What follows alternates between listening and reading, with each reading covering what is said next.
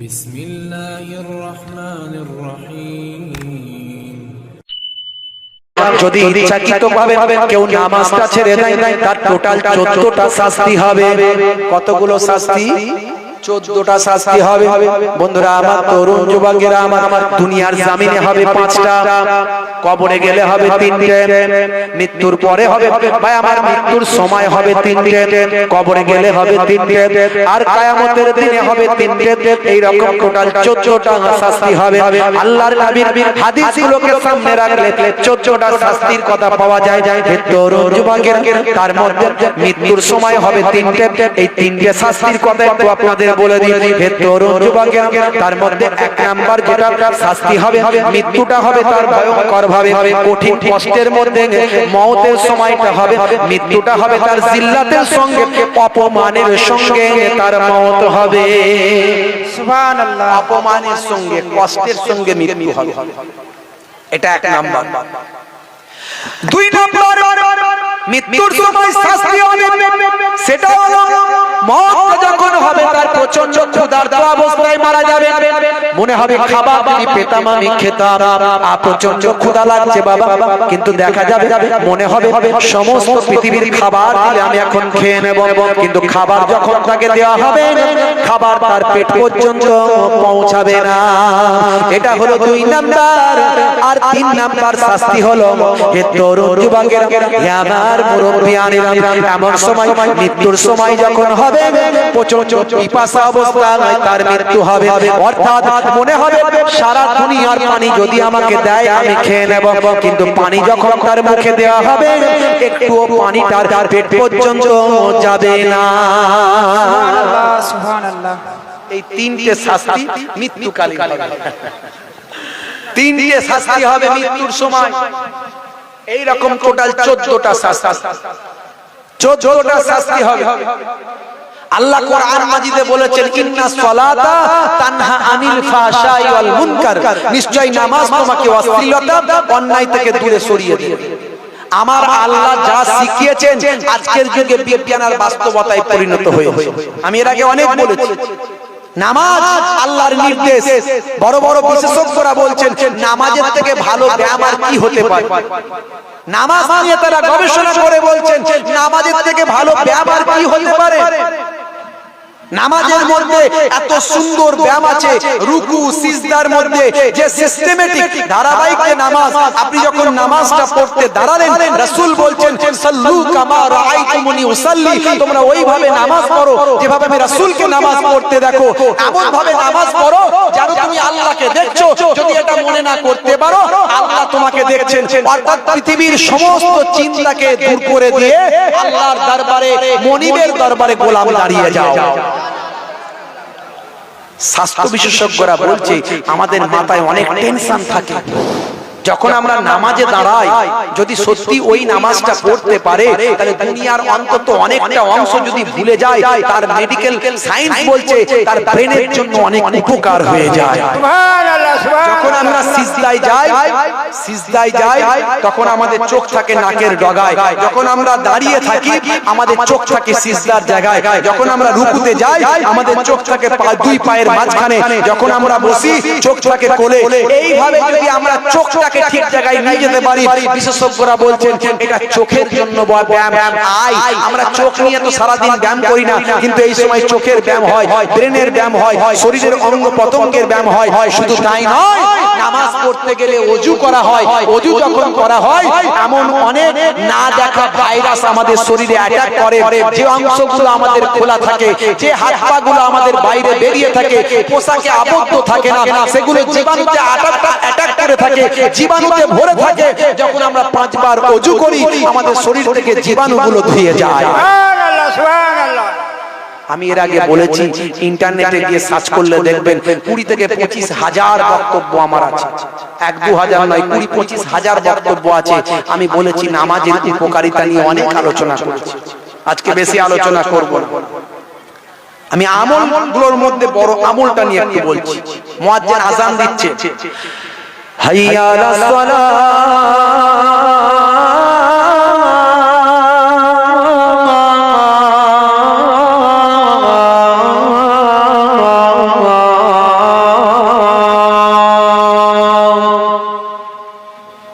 এসো নামাজের দিকে এসো, এসো নামাজের দিকে এসো। কে বলছেন? আল্লাহ বলে দিচ্ছেন, বলে দাও মুয়াজ্জিন। কিন্তু মুসলমান আমরা একটু লাভ যেখানে হয় সেদিকে ছুটি হয়। বাজারে গেলে, দোকানে গেলে যদি আমরা পেস্ট কিনতে যাই, মাজন কিনতে যাই, গিয়ে আগে বলি কাতে ফ্রি আছে, কোনটাই ফ্রি আছে, বলে কি নিবি, প্রথমে গিয়ে মুখ থেকে অটোমেটিক উচ্চারণ হচ্ছে কোনটাই ফ্রি আছে, বলে কি নিবি, বলে পেস্ট দেব মাজন, বলে মাজন কোনটা নিবি, বলে ফ্রি যেটা আছে সেটাই নেব। ব্রাশ ফ্রি, 25% এক্সট্রা, দাম কম, আগে ফ্রিটা খুঁজি। আল্লাহ জানে যে আমাদের মোটিভটা কোন দিকে, তাই আমার আল্লাহ ফ্রি দিয়েছেন, আল্লাহ ফ্রি দিয়েছেন, কিন্তু আমরা বুঝি না। 5 বার মুয়াজ্জিন আযানে বলছে, কি বলছে? যদি নামাজে আসিস ফ্রি পাবি। কি পাবি? কি ফ্রি পাবো? হাইয়া আলাল ফালাহ,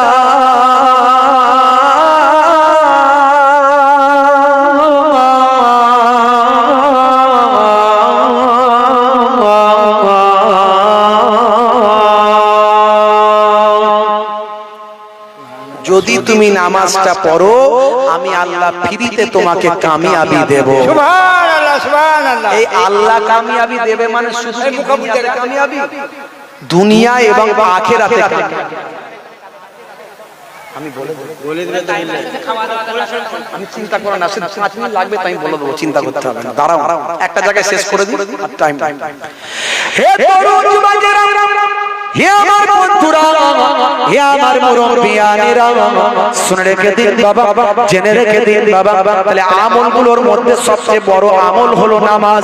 এই নামাজ যদি কেউ ইচ্ছাকৃতভাবে ছেড়ে দেন, 80 বার জাহান্নামের আগুনে চুবানো হবে।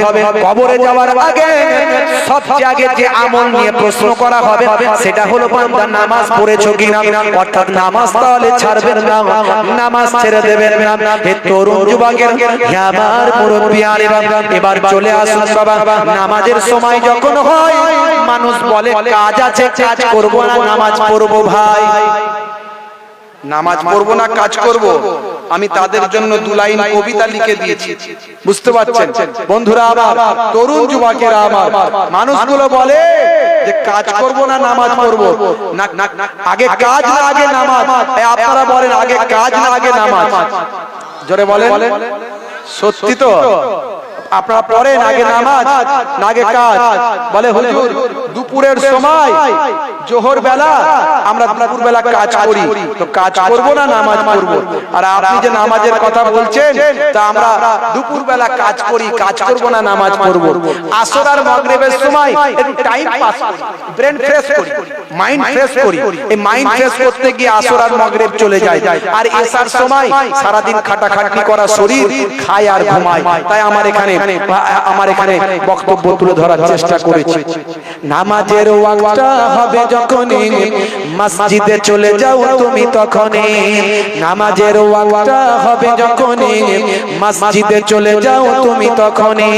ছাড়ো এবার, ছাড়ো ছাড়ো এবার, ছাড়ো এবার, ছাড়ো এই কাজ তোমার, ছাড়ো এবার, ছাড়ো ছাড়ো এবার, ছাড়ো এবার, ছাড়ো এই কাজ তোমার। নামাজের ওয়াক্তটা হবে যখনই মসজিদে চলে যাও তুমি তখনই। তোমার বাঁচার তোমার মরার লেখেন মোর প্রভু আমারি। নামাজের ওয়াক্তটা হবে যখনই মসজিদে চলে যাও তুমি তখনই। সুবহানাল্লাহ, সুবহানাল্লাহ। জোরে হবে না? সুবহানাল্লাহ। নামাজ ছেড়ে দিলে হবে না। ফজরের সময় ঘুমিয়ে থাকি, জোহরে কি দেব কাজে ফাঁকি। হুজুর ফজর বেলা ঘুমিয়ে কেটে যায়, আর জোহর বেলা কাজ করব না নামাজ পড়ব। ফজরের সময় ঘুমিয়ে থাকি, জোহরে কি দেব কাজে ফাঁকি। রাখো এসব, রাখো রাখো এসব, রাখো এসব, রাখো কথা তোমারি। আসর আর মাগরিব হেলা করি, দোকানের আড্ডায় সময়টা দিই। মরলে তোমাকে যেতে হবে মাটির নিচে ঘর তোমারি। নামাজের ওয়াক্তটা হবে যখনই মসজিদে চলে যাও তুমি তখনই। সুবহানাল্লাহ, সুবহানাল্লাহ। হবে না? এসার সময় ঘুমিয়ে পড়ি শরীরটা ক্লান্ত মেলিয়ে দিন এসার সময় ঘুমিয়ে থাকি শরীরটা ক্লান্ত মেলিয়ে দিন না না এসব বলো না এসব বলো না এসব বলো না বান্দা তুমি না না এসব বলো না এসব বলো না এসব বলো না বান্দা তুমি রুটি রুজি দিচ্ছে যিনি জীবন মরণের মালিক তিনি সুবহানাল্লাহ সুবহানাল্লাহ রুটি রুজি দিচ্ছে যিনি জীবন মরণের মালিক তিনি তোমায় আমায় জীবন দিয়ে ভালো রেখেছেন প্রভু আমারই নামাজের ওয়াক্ত হবে যখনই মসজিদে চলে যাও তুমি তখনই সুবহানাল্লাহ সুবহানাল্লাহ ছাগলও ছুটছে চাচাও ছুটছে ছাগলও ছুটছে চাচাও ছুটছে ছাগল ছুটে ছুটে মসজিদে ঢুকে পড়েছে মুসল্লিরা মসজিদে আছে ছাগল ঢুকে পড়েছে হাট হাট হাট হাট ছি ছি ছি ছাগল ঢুকে গেছে এই যা যা যা চাচা সোজা ছুটে ছুটে এসে মসজিদের সিঁড়িতে ব্রেক মেরেছে মেরে বলছে মুসল্লি যখন ছাগল চড়াচ্ছে তখন তাড়াচ্ছে তখন বলছে হ্যাঁ গা এইভাবে একটা অবেলা একটা প্রাণীকে এইভাবে কেউ তাড়ায় একটু ভালো মুখে তাড়াতে পারো না এই চি চি চি চি হ্যাঁ হ্যাঁ হ্যাঁ এসব কি কথাবার্তা ওর কি বুদ্ধি আছে ওর বুদ্ধি থাকলে মসজিদে ঢুকতো আমাকে কোনোদিন ঢুকতে দেখে চাচার অনেক বুদ্ধি মসজিদে ঢোকে আছে না নাই 70 বছর বয়স হয়ে গেল এখনো মসজিদে যায় মুখের দাড়ি রাখতে লজ্জা লাগে বিরাট কোহলির লজ্জা লাগে না হরভজন সিং এর লজ্জা লাগে না লিওনেল মেসির লজ্জা লাগে না ভারতের প্রাক্তন প্রাইম মিনিস্টার মনমোহন সিং এর লজ্জা লাগে না ভারতের বর্তমান প্রাইম মিনিস্টার নরেন্দ্র দামোদর দাস মোদির লজ্জা লাগে না আর মুসলমানের ছেলে দাড়ি রাখতে লজ্জা লেগে যায় আছে না নাই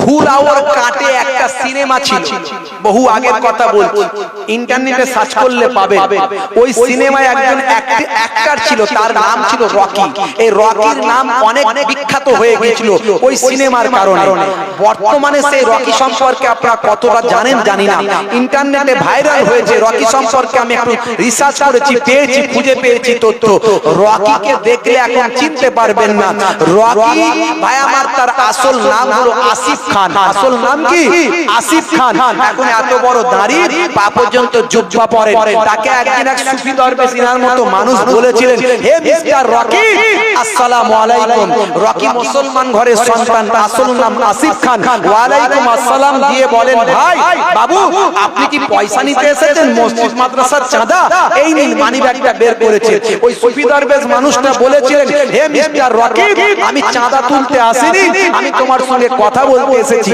বলে কি কথা বলবেন আমার এখন সময় নাই আমার এখন শো আছে অ্যাক্টিং আছে আমার এখন অভিনয় করার ব্যাপার আছে তাড়াতাড়ি বলুন গাড়িতে উঠতে যাচ্ছেন এমন সময় সেই ভাই আমার ওই মানুষটি নামাজি মুসল্লি মানুষটি বলেছিলেন হে মিস্টার রকি একটা কথা তোমার কাছে জানতে চাই কবরে গাড়ি যাবে না দাঁড়ি যাবে কবরে গাড়ি যাবে না দাঁড়ি যাবে মিস্টার রকি বলেছিলেন আমি তো মুসলমান ঘরের সন্তান কবরে কি আর গাড়ি যায় কবরে দাঁড়িয়ে যাবে সেই সময় ওই নামাজি মানুষটা বলেছিলেন তাহলে গাড়িওয়ালা না হয়ে দাঁড়িওয়ালা হয়ে যাও সুবহানাল্লাহ সুবহানাল্লাহ এই কথাটা তার মাথায় এমন লেগেছিল অ্যাক্টিং করতে করতে মাথায় ঢুকছে কবরে গাড়ি যাবে না দাঁড়ি যাবে এই করতে করতে শেষে নামাজি হলেন একদিকে নামাজও পড়েন একদিকে অ্যাক্টিংও করেন তারপরে বুঝতে পারলেন যে ভালো আর মন্দ একসঙ্গে চলতে পারে না ভালো কাজও করব খারাপ কাজও করব হতে পারে না স্ত্রীর সঙ্গে আলোচনা করে অ্যাক্টিং জগৎ সিনেমা জগৎ ছেড়ে দিয়ে আল্লাহ ওয়ালা হয়ে গেলেন তিনি এমন সময় দোকানে বাজারে ভাই আমার মার্কেটে স্কুলের সামনে শরবত বিক্রি করতেন এইভাবে শরবত বিক্রি যখন করত লোকে বলতো দেখো রকির অবস্থা এই হুজুররা রকিকে কি জায়গায় নামিয়ে দিয়েছে দেখো এত বড় সেলিব্রিটি অ্যাক্টর সেখান থেকে সব কিছু ছেড়ে দিয়ে হারাম ইনকাম সব ছেড়ে দিয়ে লক্ষ লক্ষ কোটি কোটি টাকা সব দান খায়রাত করে দিয়ে এখন রকি ফুটপাতে ফুটপাতের ভিখারি হালাল ইনকাম করে, স্ত্রীর পয়সা যেটুকু শ্বশুর বাড়ি থেকে পেয়েছিল সেটা দিয়ে শরবতের ব্যবসা করছে। দেখো রকির অবস্থা কি, রকির সঙ্গে ছবি তোলে আর বলে রকি তোমার অবস্থা কেমন হলো। সেই সময় রকি বলেছিল আমি আগে যেটা ছিলাম ভুল করেছিলাম, এখন যেটা করছি হালাল কাজ করছি, আগের টাকাটা হারাম ছিল এখনকার টাকাটা হালাল। সিজদায় গিয়ে বলল আল্লাহ তুমি এর আগে আমাকে সেলিব্রিটি বানিয়েছিলে, এত সম্মান দিয়েছিলে, এখন কি আমাকে আর সম্মান দেবে না, অর্থ সম্পদের মালিক বানাবে না? দেখতে পাওয়া যায় মিস্টার রকি বিবৃতি দিয়ে বলেছে আল্লাহ আমার দোয়া কবুল করেছে, এখন আমি বেঙ্গালুরুর জমিনে কোটি কোটি টাকার মালিক হয়ে গেছি। সুবহানাল্লাহ সুবহানাল্লাহ। আপনি আল্লাহর পথে ফিরে আসুন, আল্লাহ আপনাকে টেনে নেবে। যে বান্দা আল্লাহর দিকে 10 পা এগিয়ে যায়, 1 পা এগিয়ে যায়, আল্লাহ তার দিকে 10 কদম এগিয়ে যায়, কুদরতি কদমে 10 কদম। বন্ধুরা আমার, তরুণ যুবকেরা আমার, মুরব্বিয়ানেরা আমার, খুব সংক্ষেপ করে বলবো, একেবারে শেষ লগ্নে চলে এসেছে। হে তরুণ যুবকেরা এবারে চলে আসুন, আমরা কেন আল্লাহর ওলিদের ভালোবাসবো? তাহলে আমলের কথা বললাম, ঈমানের কথা বলেছে, আমলের কথা বললাম, দুটো আমলের কথা বলেছি। বড় আমল একটা নামাজ, সুন্নতের মধ্যে একটা বড় সুন্নত আমল সেটা হলো দাড়ি। এই দুটো আমলের কথা বলেছি বাবা। ইন্টারনেটে সার্চ করবেন, আরো অনেক সুন্নতের কথা আমি বলেছি। ডান দিকে কাত হয়ে ঘুমানো সুন্নত, বসে পেচ্ছাপ করা, বসে পানি পান করা সুন্নত, খাওয়া দাওয়ার পরে চেটে বুঝে খাওয়া সুন্নত, পেটটাকে 3টে ভাগে ভাগ করে খাওয়া সুন্নত। হে তরুণ যুবকেরা, হে আমার বন্ধুরা, হে আমার মুরব্বিয়ানেরা, ভাই আমার, বিসমিল্লাহ বলা, বিসমিল্লাহ বলে কোনো কিছু ভালো কাজ বিসমিল্লাহ বলে করা সুন্নাত। ভাই আমার, কোনো কিছু যখন আপনি খুশি হয়ে যাবেন তখন বলবেন আলহামদুলিল্লাহ। হে তরুণ যুবকেরা, বিজ্ঞানীরা অবাক হয়ে গেল, নবী যা শিখিয়েছেন সবের মধ্যে বিজ্ঞান আছে, বাস্তবতা আছে। হে তরুণ যুবকেরা, আজকে যেটা আপনারা বিগ ব্যাং থিওরি বলেন, এই বিগ ব্যাং থিওরি আজকে যখন বিজ্ঞানের গবেষণা বেড়েছে, আল্লাহর কোরআন বোঝা সহজ হয়ে গেছে। বিগ ব্যাং থিওরি আজকে বাবা, বিগ ব্যাং থিওরির কথা আমি এর আগে আলোচনা করেছি, বেশি আলোচনা করতে পারবো না। বিগ ব্যাং থিওরি যখন আবিষ্কার হলো কোরআন মাজিদে 1450 বছর আগে বিগ ব্যাং থিওরির কথা আল্লাহ কোরআনে বলেছেন, আমরা খুঁজে পেলাম। ভাই আমার, সূরার নাম সূরা আম্বিয়া, সূরা আম্বিয়া খুলুন, দেখবেন বিগ ব্যাং থিওরি পাবেন। হে তরুণ যুবকেরা, আজকে যখন বিজ্ঞান গবেষণা করে বলল আগের বিজ্ঞানীরা সবকিছু তথ্য ভুল দিয়েছে, পৃথিবী সূর্যের চারিদিকে ঘুরছে না, সূর্য পৃথিবীর চারিদিকে ঘুরছে না। আগের বিজ্ঞানীরা বলতো সূর্য পৃথিবীর চারিদিকে ঘুরছে, কোপারনিকাস গ্যালিলিও দূরবীন আবিষ্কার করে বলল না না, পৃথিবী সূর্যের চারিদিকে, ভাই আমার, পৃথিবী সূর্যের চারিদিকে ঘুরছে। বর্তমান নাসা থেকে শুরু করে ইসরো পর্যন্ত তারা বলল না না, সূর্য পৃথিবীর চারিদিকে নয়, পৃথিবী সূর্যের চারিদিকে নয়। যে যার নিজের নিজের কক্ষপথে ঘুরে বেড়ায়, সূর্য ঘোরে, চন্দ্র ঘোরে, সবই নিজের নিজের কক্ষপথে ঘুরে বেড়ায়। বিজ্ঞানের যখন আবিষ্কার, লেটেস্ট আবিষ্কার হলো, আল্লাহর কোরআন তখন বোঝা সহজ হয়ে গেল। সূরার নাম সূরা রহমান। আল্লাহর কোরআন বলছেন আশ-শামসু ওয়াল কামারু বিহুসবান, সূর্য এবং চন্দ্র যে যার নিজের নিজের কক্ষপথে ঘুরে বেড়ায়। সুবহানাল্লাহ সুবহানাল্লাহ। একটা দুটো নয়, অসংখ্য বলতে পারি। আমি উদাহরণ অনেক তুলে ধরেছি। হে তরুণ যুবকেরা, হে আমার বন্ধুরা, শুনে রেখে দিন বাবা। বিজ্ঞানী বলছে মাওলানা সাহেব আপনার নবী শিখিয়েছেন খাওয়া কিছু, ভাই আমার, খাওয়া দাওয়ার পরে আলহামদুলিল্লাহ আপনারা বলেন, হাজ্য করলে আলহামদুলিল্লাহ বলেন, খুশি হলে আলহামদুলিল্লাহ বলেন। এই আলহামদুলিল্লাহটা কেন বলে? বলে মুসলমান যখন খুশি হয়ে যায়, শান্তি পেয়ে যায়, আল্লাহর নবী শিখিয়েছেন তখন যেন আলহামদুলিল্লাহ বলা হয়। হাক্কুল মুসলিমে আলাল মুসলিমে খামস, রাদ্দুস সালাম ওয়া ইয়াদাতুল মারিজ ওয়া ইত্তিবাইল জানাইজ ওয়া ইজাবাতুদ দাওয়াত ওয়া তাসমিয়াতিল আতিস। বিজ্ঞানী বলল হাজ্য করলে আলহামদুলিল্লাহ, এর মধ্যে কি বিজ্ঞান আছে? মাওলানা সাহেব বললেন আমার জানা সেটা দায়িত্ব নয়, ওটা জানার দায়িত্ব আপনার। আপনি সেটা বের করার চেষ্টা করতে পারেন, আমার শুধু এটুকুই বলা, নবী বলতে বলেছেন তাই আমরা বলি। হে তরুণ যুবকেরা, বিজ্ঞানী বলল ঠিক আছে আলহামদুলিল্লাহ আপনারা খুশি হলে বলে হ্যাঁ, তাহলে হাজ্য করলে কি খুশি হয়? একটু দেখা যাক এর মধ্যে কি আছে। বিজ্ঞানী গবেষণা করলো, ল্যাবে গেল, ভাই আমার, হাজ্য নিয়ে, হাঁচি নিয়ে গবেষণা করতে লাগলো। কেন নবী হাঁচি দেওয়ার পরে আলহামদুলিল্লাহ বলতে বলেছেন? আমরা বলি তো নাকি? ওরে বাপ রে, আলহামদুলিল্লাহ বললো কই? সত্যি সত্যি সবাই বলি তো? বলবেন, অবশ্যই বলবেন। আর যিনি শুনবেন তিনি কি বলবেন? ইয়া রাহমাকাল্লাহ বা ইয়া রাহমাকুমুল্লাহ, আল্লাহ তোমার উপর রহম করুন। বিজ্ঞানী গবেষণা করছে, দেখি তো হাঁচির মধ্যে কেন কি খুশি হচ্ছে মুসলমান? হাঁচি দিয়ে, হ্যাঁচো দিয়ে, হাঁচি দিয়ে কি খুশি হচ্ছে? হে তরুণ যুবকেরা, কয়েকদিন ধরে হাঁচি নিয়ে, হ্যাঁচো নিয়ে গবেষণা করলো, হাঁচি নিয়ে গবেষণা করে বিজ্ঞানী খুশি হয়ে গেল। বলল মাওলানা সাহেব পেয়ে নিয়েছেন। বলে কি পেলেন? বলে হাঁচো যখন করা হয়, গবেষণায় ধরা পড়েছে হাঁচি যখন করা হয়, হাঁচো করার সঙ্গে সঙ্গে শরীরের অনেক জীবাণু শরীর থেকে বের হয়ে যায়। আর এরই খুশিতে আপনার নবী আলহামদুলিল্লাহ শেখায়। যাদের ভিতর সুন্নত পাওয়া যায় তারা কেউ পথহারা হয় না। রাসূলের পথে যারা চলে দুনিয়ায় বাতিলের বাধা তারা মানে না। সুবহানাল্লাহ, সুবহানাল্লাহ। নিশীথি রজনীতে সেজদাতে যায়, হুসাইন তাদের নিয়ে ভাবনাতে রয়। বিপদের মাঝে তারা যতই পড়ুক, বিপদের মাঝে তারা যতই পড়ুক, রাসূলের তরিকা ছাড়ে না। যাদের ভিতর সুন্নত পাওয়া যায় তারা কেউ পথহারা হয় না। রাসূলের পথে যারা চলে দুনিয়ায় বাতিলের বাধা তারা মানে না। জোরে হবে না? সুবহানাল্লাহ। মুসলমান আমরা, মুসলমানের যুবক ছেলেগুলো দেখবেন এরা রাসূলের সুন্নত ছেড়ে দিয়ে শাহরুখ খানের সুন্নত মেনে চলে। কথা ঠিক না? এই কথা ঠিক না? এই ঈদের সময় চুলের ছাঁট দেখলে মাথা খারাপ হয়ে যাবে। চুলের ছাঁট পেছন থেকে দেখলে মনে হবে পোল্ট্রির মুরগি দাঁড়িয়ে আছে। হাতে পড়েছে বালা, কানে লাগিয়েছে দুল, মাথার পেছনে ছুচালো চুল, তোরা যা করছিস সব ভুল। উড়ি সর্বনাশ। Tight fitting jeans, tight fitting গেঞ্জি, জিন্সের প্যান্ট আবার তিন জায়গায় ছেঁড়া, স্কিন টাইট গেঞ্জি, স্কিন টাইট প্যান্ট, টানলে নেমে যায়, তুললে উঠে যায়, শরীর এদিকে করলে ওদিকে ফাঁক। কি রে ভাই? ভাই আমার সব সময় গেঞ্জি আর টি-শার্ট, টি-শার্ট গেঞ্জি আর জিন্সের প্যান্ট, দু রাকাত নামাজ সপ্তাহে পড়ে, বাকি সারাক্ষণ কোনোদিন মসজিদের ধারে কাছেই যায় না। মুয়াজ্জিন যখন হাইয়া আলাস সালাহ, মুসলমানের ছেলে বলছে তাড়াতাড়ি মসজিদ তলা থেকে পালা। কেন রে ভাই? যদি মুয়াজ্জিন দেখতে পায় তাহলে বলবে পল্টু নামাজ পড়বি আয়।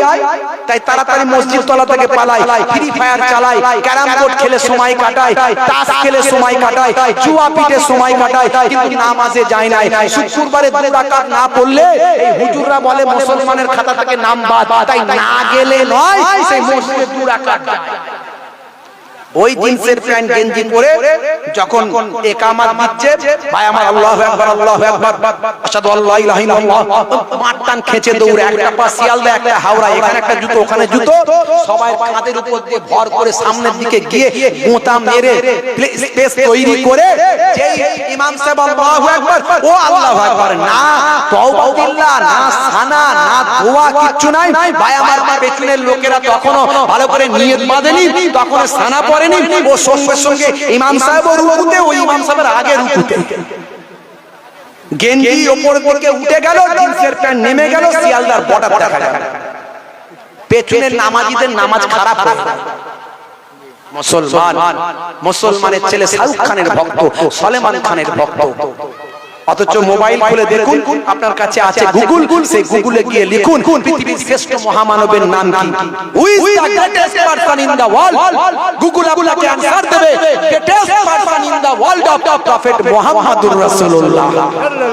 এনসাইক্লোপিডিয়া বিশ্বকোষ, বিশ্বকোষের রাইটার বলছেন মুহাম্মদ সাল্লাল্লাহু আলাইহি ওয়াসাল্লাম has been the most practical and most successful of all prophets. Muhammad সাল্লাল্লাহু আলাইহি ওয়াসাল্লাম একজন অতি বাস্তববাদী সফলকামী ব্যক্তি সমস্ত পাইগম্বরদের থেকে। বন্ধুরা আমার, মাইকেল হার্ট, আপনারা নিশ্চয়ই নাম শুনেছেন মাইকেল হার্ট।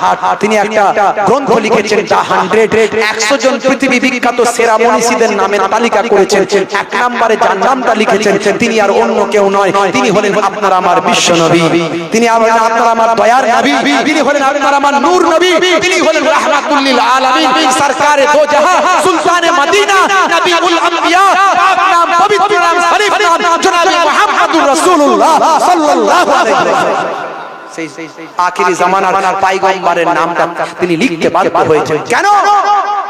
তারপরেও মুসলমানের ছেলে নবীর ভক্তের খাতা থেকে নাম কেটে দিয়ে শাহরুখ খানের ভক্তের খাতায় নাম লিখিয়েছে। তার মতো চুল, তার মতো হাসি, তার মতো পোশাক, তার মতো কথা। কি রে ভাই, 1 2 3 4 টাকার জন্য হব চোর, 5 6 7 8 টাকা পেলে সবাই সাইড, 9 10 টাকায় ব্রেন মাটি, টাকা মাটি, হয় দেখাতে নয় মা টাকা।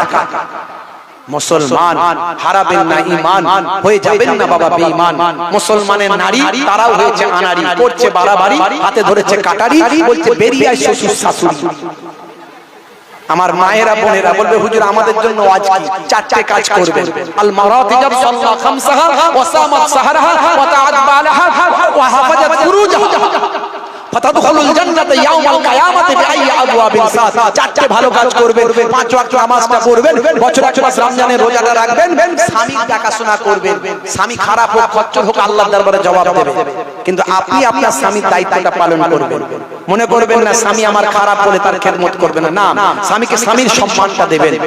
আর আপনি হেফাজতের মধ্যে বাইরে যখন বেরোবেন একটা মোটা চাদর গায়ে দিয়ে বেরোবেন, মাথায় কাপড় দিয়ে বেরোবেন।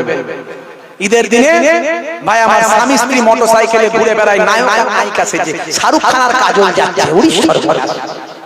লাল শাড়ি, লাল টিপ, লাল আঁচল মাথায় নাই, সবুজ শাড়ি, সবুজ টিপ, সবুজ আঁচল মাথায় নাই, পিঠটা তাদের টাকা বলছে যত টাকাবি টাকা, আর মনে মনে করছে দেখ কেমন লাগে। মুসলমানের নারী করছে বাড়াবাড়ি, চালাচ্ছে স্কুটি গাড়ি, সে চালাক।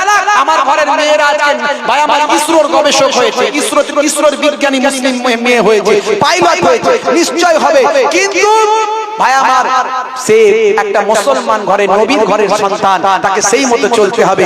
মুসলমানের নারী চালাচ্ছে স্কুটি গাড়ি, গায়ে নাই ওড়না, বলছে আমার দিকে দেখ না, চুল করতে কালার, যাচ্ছে বিউটি পার্লার, নাম ছিল জরিনা, হয়ে গেল করিনা। মুসলমানের নারী হাই রে হাই, শাশুড়ি যার দেওয়া ছিল ঢাকা সে রেখেছে ফাঁকা, আর যার রাখলেও হতো ফাঁকা সে দিয়েছে ঢাকা। ঈদের মার্কেটিং করছে শাশুড়ি আর বৌমা, বুঝতে পারছো? 30 বছরের বৌমা, শাশুড়ি 70 বছরের শাশুড়ি, শাশুড়ি একদম প্যাকিং হয়ে মাথায় গায়ে কাপড় দিয়ে একদম ভালো করে, আর বৌমাকে ডাকছে মা আয়না, বলছে মা দাঁড়াও না, আয়নার কাছ থেকে মন উঠতে চাই না, আয়নার কাছ থেকে মন উঠতে চাই না, চুলটা নাড়ায়, ঘাটটা দোলায়, এদিকে তাকায় ওদিকে তাকায়, গাল পালিশ, লাল পালিশ, জিভ পালিশ, ঠোঁট পালিশ, এই পালিশ সেই পালিশ, পালিশের উপর পালিশ, বুঝতে পারছেন? বলছে দেখ আমার থোপড়া প্রিয়াঙ্কা চোপড়া। মুসলমানের নারী যার দেওয়া দরকার ছিল ঢাকা সে রেখেছে ফাঁকা, যার ফাঁকা রাখলে হতো অসুবিধা নাই সে দিয়েছে ঢাকা। মুসলমানের নারী ভাই বাইরে যখন বেরোয় 30 বছরের মহিলা, 16 বছরের তরুণী, আর ঘরে যখন থাকে 20 বছরের তরুণী, 40 বছরের বৃদ্ধা। অথচ ইসলাম বলেছিল তুমি তোমার সমস্ত সৌন্দর্যটা স্বামীর জন্য, স্বামী ছাড়া দ্বিতীয় কাউকে তোমার সৌন্দর্যের বহিঃপ্রকাশ করবে না। বাইরে যখন বেরোবে সৌন্দর্য ঢেকে বেরোবে, যাতে পরপুরুষের কুনজরে করো। মাগো মা রাগ করবেন না মা, যদি ওয়াজ জলসার মাধ্যমে হেদায়েতের আশা করেন তাহলে একটু হেদায়েতের কথা শুনে নেন, একটুখানি হেদায়েতের কথা শুনে নেন। 4টে ভালো কাজ যেটা বললাম মেনে চলার চেষ্টা করবেন। আর এই যে এখনকার যুগে সব সুদের কারবার, সুদের ব্যবসা, বুঝতে পারছেন? ঘরে ঘরে গ্রুপ লোন, আগের যুগে ছিল এইসব মায়েদেরকে লোন করতে হতো, গ্রুপ মিটিং করতে হতো, আগের যুগে এইসব সুদের কারবার ব্যবসা করতে হতো। সুদ হলো হারাম। আমার আল্লাহ কোরআন মাজিদে বলেছেন হে দুনিয়ার মানুষ তোমরা সুদ ভিত্তিক ব্যবসা লাভজনক মনে করো, আমি আল্লাহ বলি লাভজনক নয়।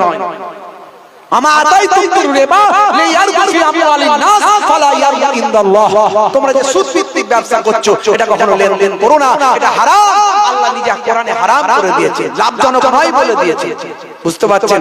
মায়েরা আমার, তরুণ যুবকেরা আমার, আল্লাহর মাহবুব বান্দাদের পথে আসুন, ওটাই হলো সরল পথ। আল্লাহর ওলি বান্দাদের পথে আসুন, ওটাই হলো সরল পথ। যেভাবে আপনার আলেম ওলামারা, এই এলাকার আলেমরা, মাসলাকে আলা হযরত হুজুরের ভালোবাসার মানুষেরা, সেই মাসলাকের আলেম ওলামারা ভাই যে যেখানে পীর মুরিদি আছেন, যারা পীর ভাই আমার যে যেভাবে আছেন, যারা হক পীর, আমরা সবাইকে সম্মান করি, সবাইকে মেনে চলবো।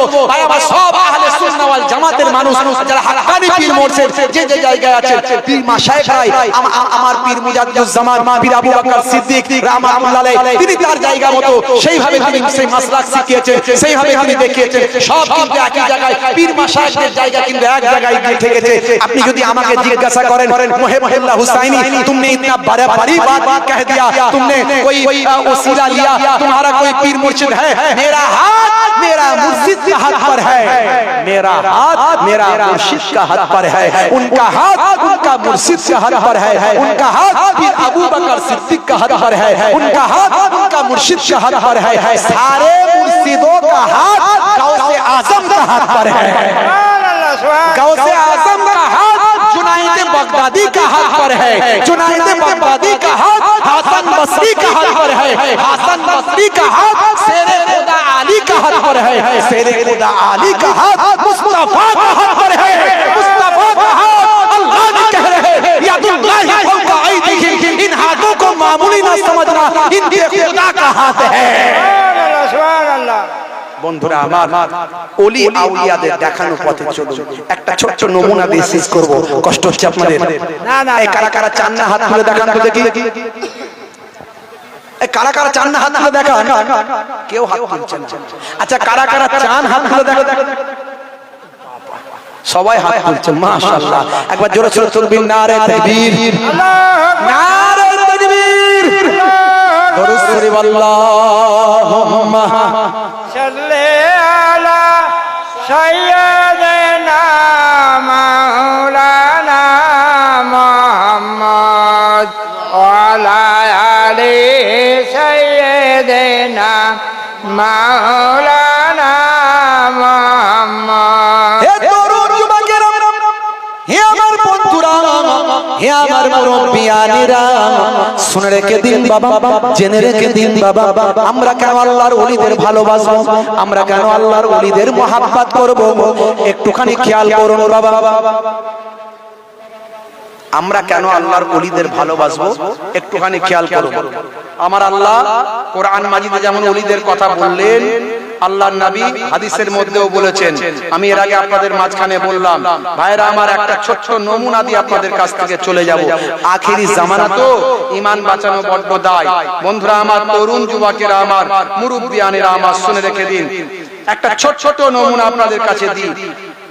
ভাই আমার, বাসরার জমিনে একজন আল্লাহর মাহবুব বান্দা বাস করতেন, তার নাম হলো হযরতে হাসান বসরি রাহমাতুল্লাহ আলাইহি। সুবহানাল্লাহ সুবহানাল্লাহ। একজন যোগ্য আল্লাহর ওলি, যোগ্য আলেম, মুহাদ্দিস, মুফাসসির, একজন মস্ত বড় আলেম, বুঝতে পারছেন? হযরতে হাসান বসরি রাহমাতুল্লাহ আলাইহি, তিনি বাসরার মানুষ। তরুণ যুবকেরা, সেই জামানায় একজন তার সমবয়স্ক একজন মাজুসি ছিল, যিনি মাজুসি কাদের বলে?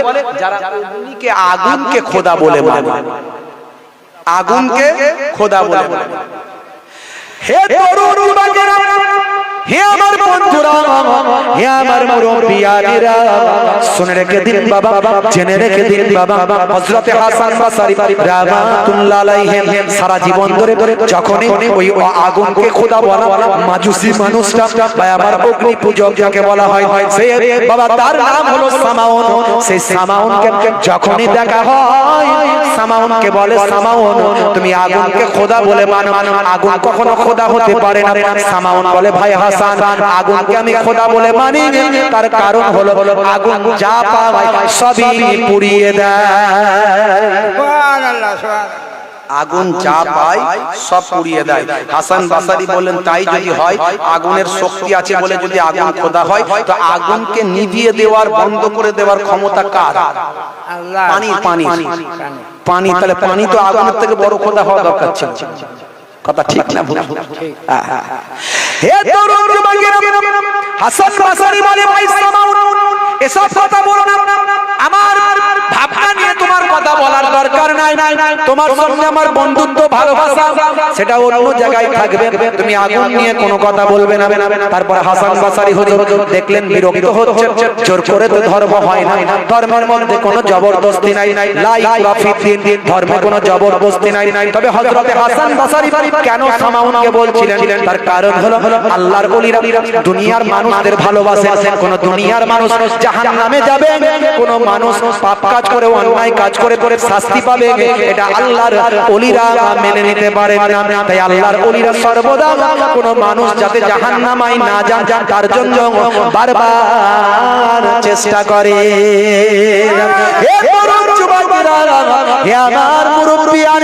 জীবনে কয়েকবার হযরতে হাসান বাসারি সামাউনকে দাওয়াত দিয়েছেন, কিন্তু সামাউন দাওয়াত গ্রহণ করেনি। একদিনকার ঘটনা দেখতে দেখতে হযরতে হাসান বাসারি বৃদ্ধ হয়ে গেলেন, সামাউনও বৃদ্ধ হয়ে গেছে। বড় তরুণ যুবকেরা হঠাৎ করে দেখতে পাওয়া যায় হযরতে হাসান বাসারির কাছে খবর এলো সামাউনের জাকামদানির আযাব চলছে, সামাউন হয়তো মারা যাবে। সামাউনের শেষ সময় হাজির হয়েছে। হযরতে হাসান বাসারি রাহমাতুল্লাহ আলাইহি তাড়াতাড়ি সেই সময় বাড়ি থেকে আবার তিনি সামাউনের কাছে গেলেন, সামাউনের বাড়িতে গেলেন। ওদিকে সামাউন ওদিকে সে তার আগুনের কাছে বলছে, হে আগুন, আমি আর সহ্য করতে পারি না, আমাকে তুলে নাও অগ্নি মহান, আমাকে তুলে নাও অগ্নি মহান, আমি যে পূজারি সামাউন নাম, আমাকে তুলে নাও অগ্নি মহান, আমাকে তুলে নাও অগ্নি মহান, আমি যে পূজারি সামাউন নাম। সইতে পারি না এ জ্বালা এখানে, রইতে চাই না বেঁচে আর ভুবনে, সইতে পারি না এ জ্বালা এখানে, রইতে চাই না বেঁচে আর ভুবনে, আমাকে তুলে নাও অগ্নি মহান, আমাকে তুলে নাও অগ্নি মহান, আমি যে পূজারি সামাউন নাম।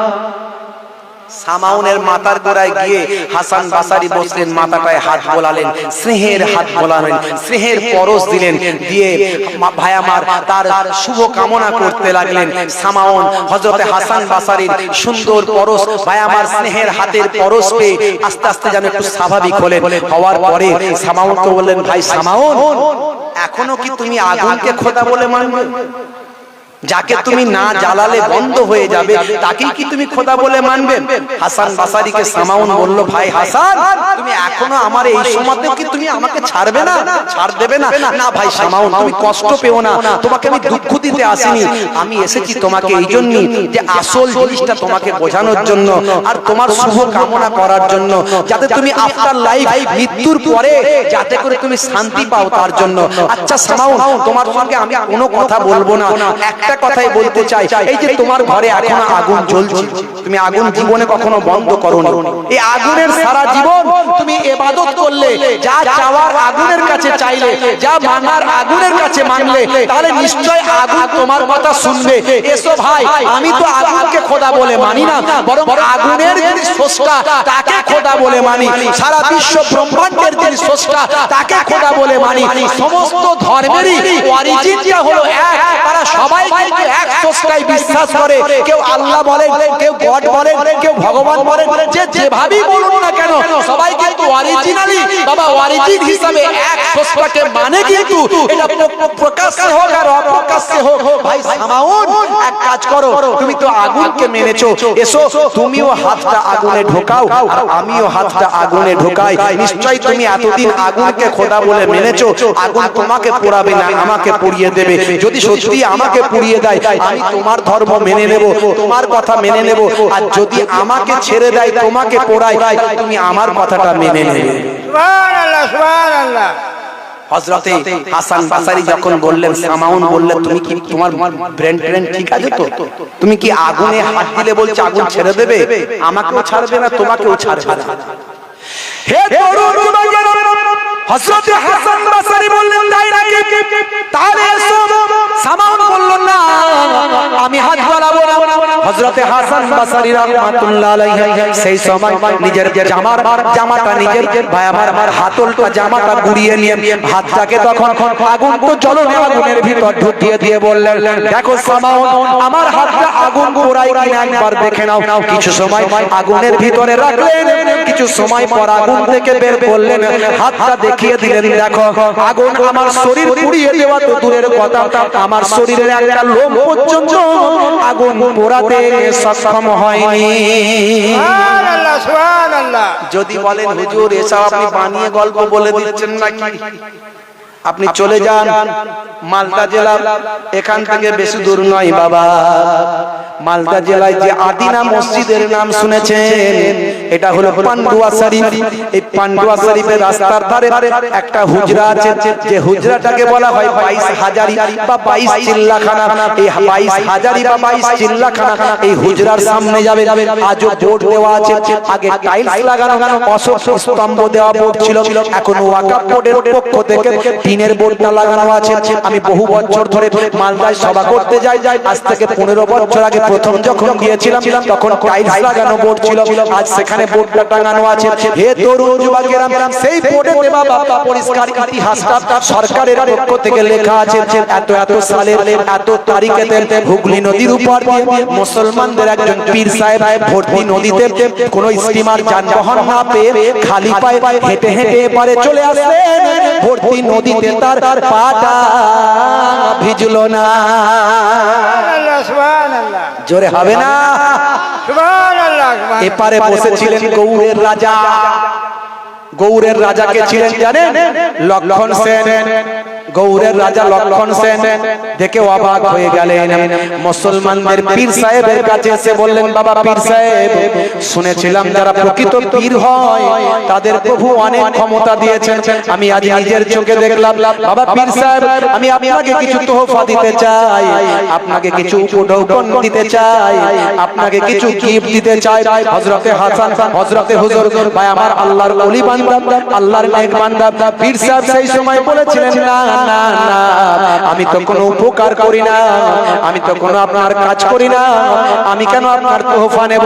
রাজা মশাই জোর করে যতটুকু হযরতে হাসান, হযরতে আল্লাহর ওলি বান্দাকে যতটুকু দিয়েছিলেন, হে তরুণ যুবকেরা, হে আমার বন্ধুরা, শুনে রেখে দিন বাবা, জেনে রেখে দিন বাবা, রাজা মশাই জোর করে যতটুকু দিয়েছিলেন সেটা 1 বিঘে সম্পত্তি নয়, 2 বিঘে সম্পত্তি নয়, টানা 22,000 বিঘে আল্লাহর ওলি বান্দার নামে রাজা মশাই তখন লিখে দিয়েছিলেন। সুবহানাল্লাহ, সুবহানাল্লাহ। ইতিহাসের পৃষ্ঠায় সেই জায়গাটা আজও 22 হাজারি নামে খ্যাত। আল্লাহর ওলি সেই জায়গায় একটা হুজরা করে থাকলেন, হুজরা করে থেকে সেই জায়গায় বেশ কিছুদিন ধরে ইবাদত বন্দেগী করলেন। ইবাদত বন্দেগী করে সেই জায়গা থেকে তিনি বিদায় নিয়ে বাংলাদেশ এতিম দুস্থ অসহায় মানুষদের জন্য দান করে দিয়ে বাংলাদেশ সিলেটের জমিনে গিয়ে শেষ নিঃশ্বাস ত্যাগ করলেন।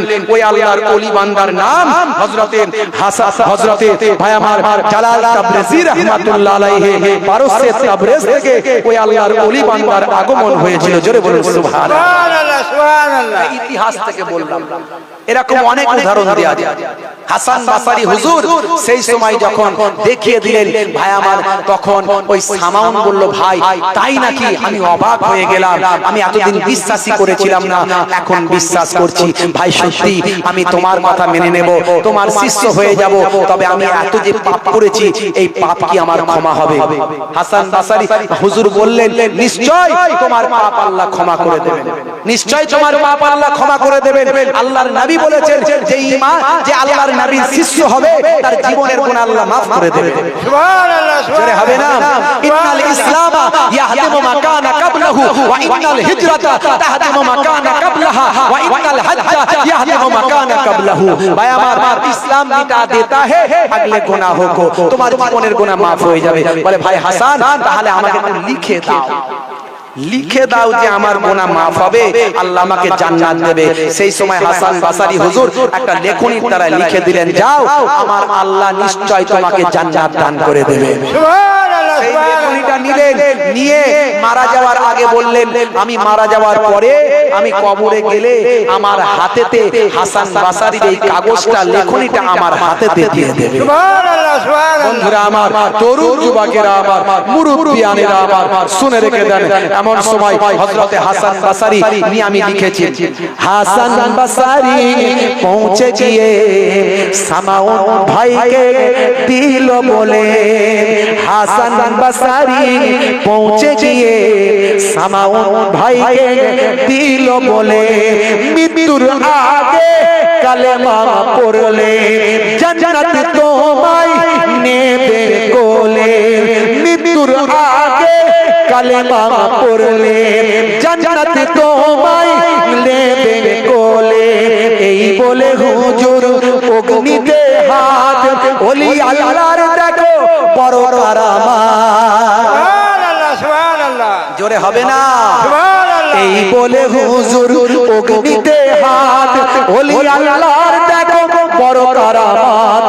সামাউন তখন বলে বারবার, সামাউন তখন বলে বারবার, কালেমাটা পড়িয়ে দাও না আমার। সুবহানাল্লাহ সুবহানাল্লাহ ভাইরা আমার, মৃত্যু যখন বরণ করলো, কালেমা লেখা কাগজটা, ভাই আমার সেই সার্টিফিকেটটা জান্নাত তোমাকে দেবে, এই কথাটা নিয়ে সে কবরে চলে গেল। হাসান বাসারি হুজুর মস্ত বড় আলেম, মস্ত বড় ওলি।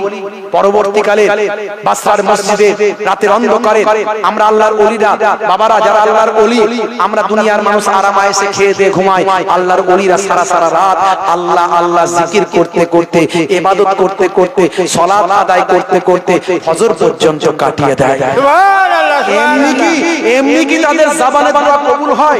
তারা যা বলে আল্লাহ কবুল করে না, এমনি নাকি? অত সহজ নয়। আপনি আজ থেকে প্রতিজ্ঞা করুন, আজ থেকে ইস্তেগফারের জিকির আপনি মশ করুন, আজ থেকে নাফিস বাতের জিকির আপনি মশ করুন, আজ থেকে পাঁচ পাঁচ জিকির আপনি মশ করুন, আজ থেকে আল্লাহ আল্লাহ জিকির আপনি মশ করুন, আজ থেকে আপনি ফজর বাদ ইশা বাদ ফরজ নামাজের পরে আপনি তওবা ইস্তেগফার করতে থাকুন, ইবাদত করতে থাকুন। আপনি কালবে গিয়ে ধাক্কা মারুন, ইবাদত করতে করতে 10 লতিফা নিয়ে আপনি সবক নিন, 10 লতিফার উপর আমল করুন, আপনি জিকিরের মধ্যে থাকুন। ভাই আমার আল্লাহ বলছেন, হে দুনিয়ার মানুষ, ফাজকুরুনি আযকুরুকুম, বান্দা তোরা আমাকে স্মরণ করলে আমি আল্লাহ তোদের স্মরণ করব। সুবহানাল্লাহ জোরে হবে না? সুবহানাল্লাহ আমার তরুণ যুবকেরা আমার, আল্লাহর ওলি হাসান বাসারি বাসরার মসজিদে ইবাদত করছেন, এমন সময় মাথায় আসলো, তাই তো আল্লাহ জান্নাত জাহান্নাম দেওয়ার মালিক, জান্নাত জাহান্নাম দেওয়ার মালিক কে? আল্লাহ। আল্লাহ দেওয়ার মালিক, আমি তো নয়। এই ভালো ভালো শুনবেন, এখনই শেষ করছি, এখনই শেষ করব। ভাইরা আমার, তরুণ যুবকেরা আমার, জান্নাত জাহান্নাম, আমার দিকে তাকান, আমার দিকে তাকান, এই আমার দিকে তাকান। এই কথাটা না বুঝতে পারলে এতক্ষণ আলোচনা বেকার হয়ে যাবে। এই আপনি চুপ করেন। এই ভাই আমার শুনুন, জান্নাত জাহান্নাম দেওয়ার মালিক কে? আল্লাহ। আর আমি সার্টিফিকেট দিলাম কেমন করে? এই চিন্তা করতে করতে হাসান বাসারি কাঁদতে শুরু করলেন। এই উঠবেন, এই চাচা, এই মুরব্বি, এই মুরব্বি বাবা, এই চাচা, এই কি মুশকিল, এই উঠবেন না, বসুন বসুন, এখনই শেষ করব, বসুন বসুন বসুন। আরে আশ্চর্য ব্যাপার, এখনই শেষ করব, উঠছেন কেন? কোন জায়গায় হিরিক হলি হিরিকে মুসলমান, হিরিক দেখলি হিরিকে মুসলমান, এখনই শেষ করব, দাঁড়ান, ব্যস্ত হবেন না, আমি বুঝতে পারছি একটা, আরে হিরিক চলছে, হিরিক হলি হিরিকে মুসলমান, একদম হিরিকে হলি শেষ, জীবন শেষ, অন্যজন কাজ ফিনিশ করে দেবে, আপনাকে পুলিশ এসে ধরে নিয়ে চলে যাবে, বুঝতে পারছেন? একদম হিরিকে মুসলমান হবেন, বুঝে সুঝে চলবেন, বুঝতে পারছেন বাবা? একদম হিরিকে মাথা গরম করবেন না, চুপ করে বসুন, এখনই শেষ করব। বাপেরা আমার, তরুণ যুবকেরা আমার, হাসান বাসারি হুজুর এমন সময় ভাই আমার এই চিন্তা করতে লাগলেন, জান্নাতের সার্টিফিকেট দেওয়ার মালিক তো আল্লাহ, আমি তো নয়। এই চিন্তা করে হাই রে হাই, আমি জান্নাতের সার্টিফিকেট দিয়ে ফেললাম। ঝরঝর করে কাঁদতে শুরু করলেন, কাঁদতে কাঁদতে কাঁদতে কাঁদতে ঘুমিয়ে গেছেন। ঘুমের মধ্যে, স্বপ্নের মধ্যে দেখতে পাচ্ছেন সামাউনের সঙ্গে হাসান বাসারির স্বপ্নে মোলাকাত। সুবহানাল্লাহ জোরে হবে না? সুবহানাল্লাহ সুবহানাল্লাহ হযরতে হাসান বাসারি দেখছেন যে সামাউন আল্লাহর জান্নাতের ভিতরে ঘোরাঘুরি করছে। খুব খুশির মধ্যে আছে।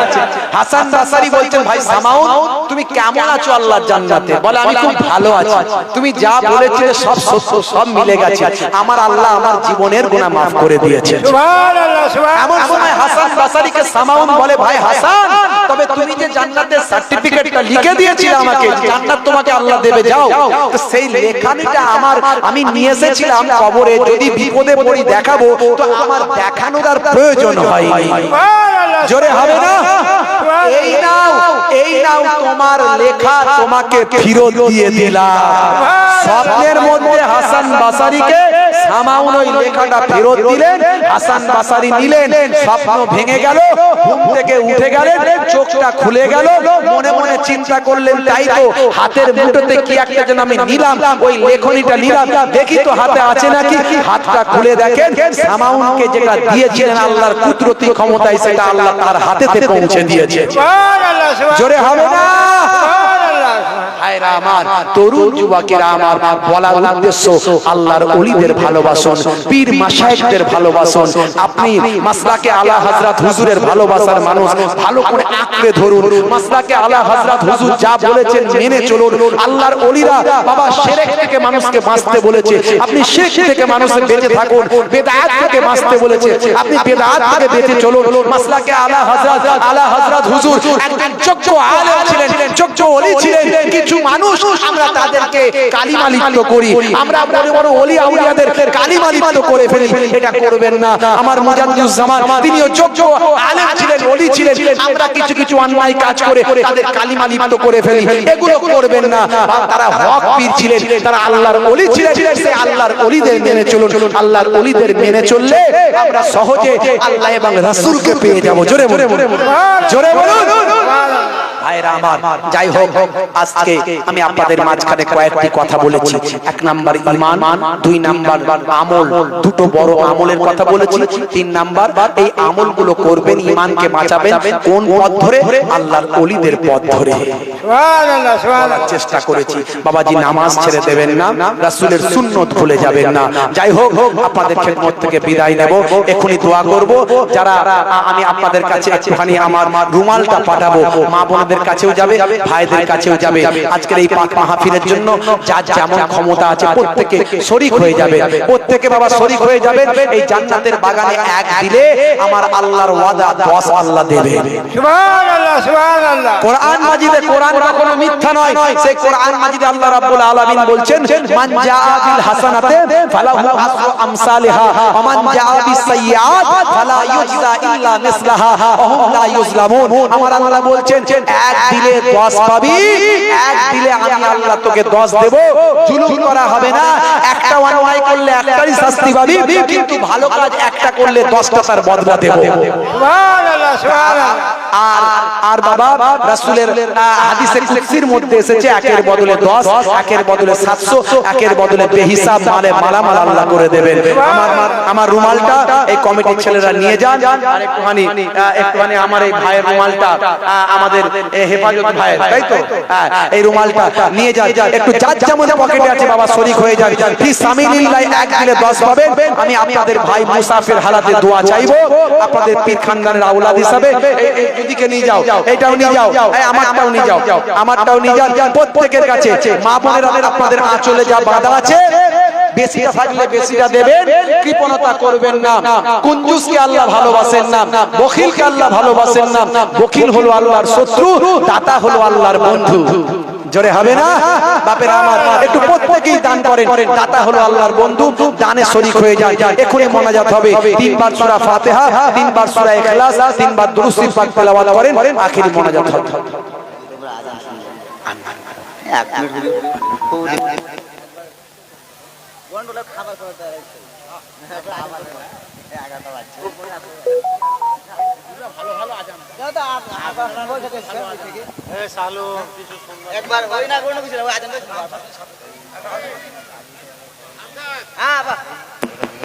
কি বলছেন?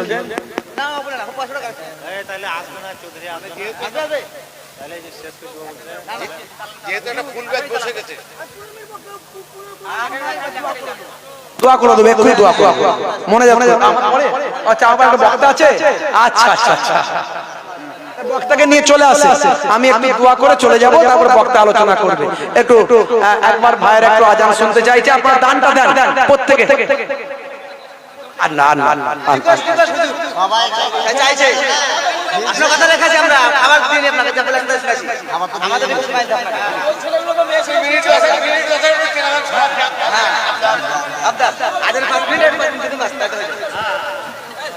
তাহলে কালেকশন হয়ে যাবে।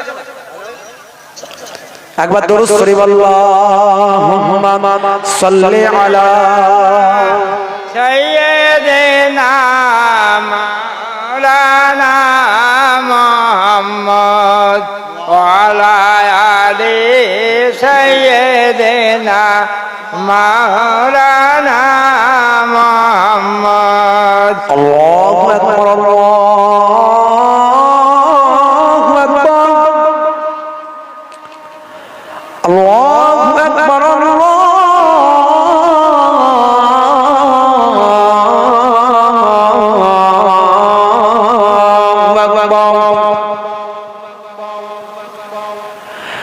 আশহাদু আন্না ইলাহা ইল্লাল্লাহ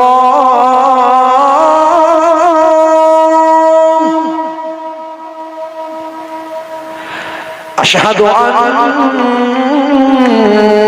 ইলাহা ইল্লাল্লাহ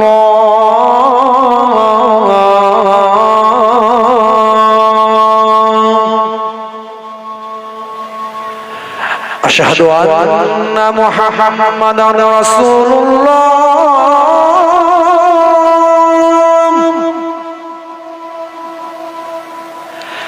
আশহাদু আন্না মুহাম্মাদার রাসূলুল্লাহ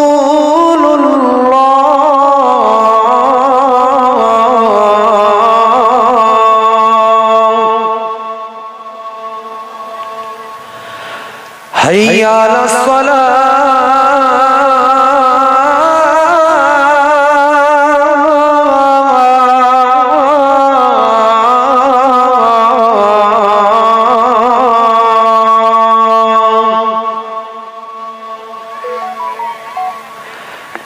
হাইয়া আলাল ফালাহ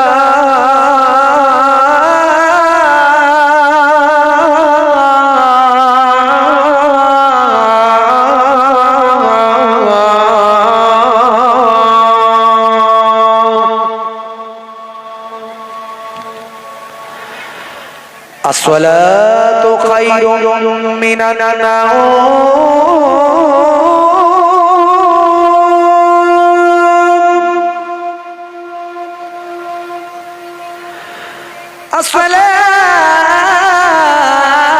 الصلاة خير من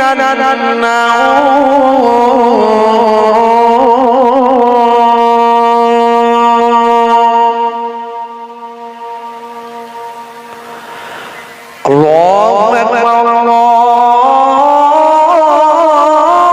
الله أكبر،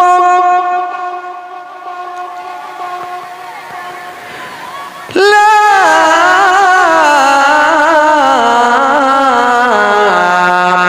إله إلا الله।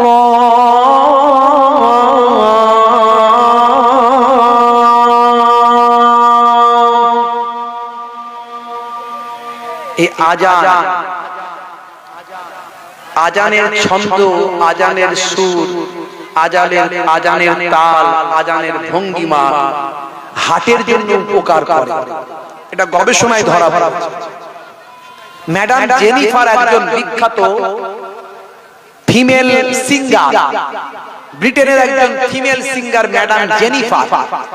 তিনি জীবনে কখনো আজান শোনেননি। প্রথম আজান শুনেছিলেন মরক্কোর জমিনে। এই যে ফুটবল বিশ্বকাপে মরক্কো সেমিফাইনাল খেলেছে, ফুটবল বিশ্বকাপে মরক্কো সেমিফাইনাল খেলেছে। সেই মরক্কো একটা ছোট্ট মুসলিম দেশ, সেখানে ম্যাডাম জেনিফার গেলেন, গিয়ে প্রথম আজান শুনলেন। জিজ্ঞাসা করছেন, ভাই এটা কিসের আওয়াজ, কিসের গান, এত ছন্দ, এত তাল, এত ভাইব্রেট, আমার হৃদয় ছুঁয়ে যাচ্ছে। আমি একজন এত বড় শিল্পী, সিঙ্গার, সারা পৃথিবীতে গান গাই, তো এই ছন্দ, এই তাল আমি কখনো শুনি না, এই ভাইব্রেশন আমার শরীরে কখনো হয় না। কিসের গান? লোকেরা বলল ম্যাডাম এটা গান নয়, এর নাম হলো আজান। ম্যাডাম জেনিফার আজান নিয়ে গবেষণা করলো, আজান নিয়ে গবেষণা করে বিশ্ব নবীকে চিনলো, কোরআন মাজিদ পড়লো। ম্যাডাম জেনিফার কোরআনে বিশ্বাস করে নবীকে ভালোবেসে ঈমান কবুল করে বিশ্ব নবীর শিষ্যা হয়ে গেল।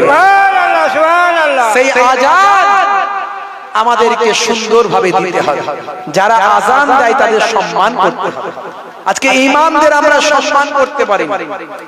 ইমাম মানে হলো নেতা, আর আমরা সেই ইমামদেরকে আমাদের পকেটের লোক বানাই। আপনাদের লোকেরা ভালো, আমি ইমাম সাহেব সম্পর্কে খবর নিয়েছি, এখানকার লোকেরা ইমাম সাহেবকে সম্মান করে, ইজ্জত করে, আরো বেশি করতে হবে। ইমাম হলো নেতা, দুনিয়া আখিরাতের নেতা, বুঝতে পারছেন? অন্যান্য জায়গায় ইমামদেরকে শুধু মুরগি জবাই আর গরু জবাইয়ের জন্য রাখে। মুরগি জবাই যদি লেট হয়ে যায় বলে ইমাম সাহেব পাতা কেটে টিকিট কেটে বাড়ি পাঠিয়ে দেবো। ইমাম সাহেব তোমার তলপি গুড়িয়ে টিকিট কেটে বাড়ি পাঠিয়ে দেবো। তো এইরকম এক জায়গায় ইমাম সাহেব এলে আর টেকে না, লোকগুলো এত খচ্চর, এলাকার লোকগুলো কিছুদিন যেতে না যেতে শুধু ইমাম সাহেব পাল্টায়। তো ইমাম সাহেব কি করেছে, একজন ইমাম সাহেব এসেছে, সেও সেই রকম লাইনের লোক, এসেই বলছে ইমাম সাহেব জানো তো এখানকার সিস্টেম? বলে হ্যাঁ সব জানি, সব জানি, কোনো অসুবিধা নাই, আপনারা যেমন চান তেমনই হবে। প্রত্যেকদিন টাইমে টাইমে মুরগি জবাই, এই জবাই, খাসি জবাই, অমুক জবাই, কার ছেলের বিয়ে হবে আগে গিয়ে হাজির, কার মেয়ের বিয়ে হবে আগে গিয়ে হাজির, যত রকমের এইসব ডিউটি ইমাম সাহেবের। মানে আসল যেন নামাজ কালামটা পরের ব্যাপার, এগুলো আসল। বুঝতে পারছেন? এইরকম অবস্থা। কিছুদিন পরে ইমাম সাহেবকে দেখা গেল একদিন একটু গন্ডগোল হয়েছে, অমনি লোকগুলো ধরেছে, বলছে ইমাম সাহেব তলপি গুটিয়ে টিকিট কেটে বাড়ি পাঠিয়ে দেবো। ইমাম সাহেব বলছে আমি আগেই জানতাম যে আমাকে তলপি গুটিয়ে টিকিট কেটে বাড়ি পৌঁছানো হবে, তাই আমিও একটু তলপি কেটে টিকিট তোমাদেরও কাটবো ঠিক করেছি। বলে সেটা আবার কি? এরকম তো সাহস কারো হয় না, তোমার আবার এত বড় সাহস, ব্যাপারটা কি? বলে তোমরা যেমন পরিকল্পনা রেখেছো, আমি খবর পেয়েছি, জানি যে বেশি দিন করে তোমাদের এখানে ইমাম টেকে না, তাই আমি একটা সিদ্ধান্ত আগে থেকেই নিয়েছি। বলে সেটা আবার কি? বলে বলবো, বলো। বলে তাহলে বলি। বলে হ্যাঁ। বলে যতদিন নামাজ পড়িয়েছি ওযু আমি করি। তাহলে ইমাম সাহেবের সঙ্গে লাগলে সব বরবাদ হয়ে যাবে, কথা ঠিক না ভুল? এই জন্য ইমামদেরকে সম্মান দিতে হয়, ইমামদেরকে ইজ্জত দিতে হয়। ভাইরা আমার, এখন আমার ছেলে চাকরি করলে তার আমরা যাতে 50,000 টাকা মাইনে হয় এই চেষ্টা করি, আর ইমাম সাহেবের বেলায় 4,000 5,000-এর বেশি মাইনে বাড়াতে চাই না। আপনাদের এখানে কত দেন আমি জানি না, কিন্তু অন্যান্য জায়গায় আমরা দেখতে পাই ইমাম সাহেবের মাইনে কত ভাই? বলে হুজুর 4,000, কোথাও বলে 5,000, কোথাও বলে হার্ডলি 6,000। তাহলে বলুন তো ঈদের সময় বউ বলেছে একটা ভালো শাড়ি দেবে, দেওয়া হবে? দেওয়া হবে? দেওয়া হবে না।